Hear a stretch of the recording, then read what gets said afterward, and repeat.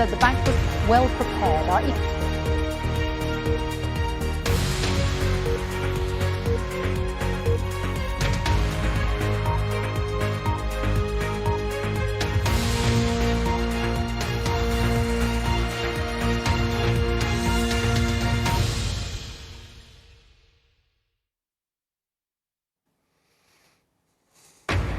You're watching BBC News for viewers in the UK and around the world. Welcome, I'm Shaun Ley. The headlines this hour. Cracking down on safe havens after months of negotiation, more than 130 countries agreed to radically change the international tax system. The Nobel Peace Prize is awarded to two journalists for the first time in more than 80 years for their effort to safeguard freedom of expression. We're arrested of the Philippines and Russia's Dmitry Muratov. This prize belongs to those who are no longer with us and to those brilliant young people who are right now on the third floor of the newsroom. 50 people are reported killed in an attack on a mosque in northern Afghanistan. The group that called itself Islamic State says it's behind the bombing.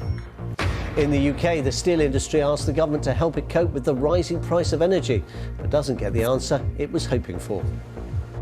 I think if we're headed to a very dark place if the government doesn't step in now, like other countries in the rest of Europe have already stepped in. And President Joe Biden urges American companies to fire workers who've not been vaccinated against coronavirus. But there's a lot of opposition.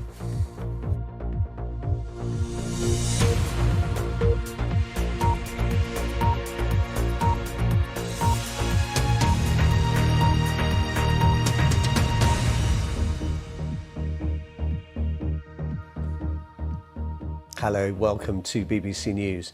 The most significant overhaul of the international tax system in a generation was announced Friday night after negotiations in Paris headed by the OECD finally resulted in an agreement. There will now be a minimum rate of corporation tax that, in theory, all companies in virtually every nation on the planet will be obliged to pay. As US President Joe Biden put it, it will even the playing field for the world. Here's how.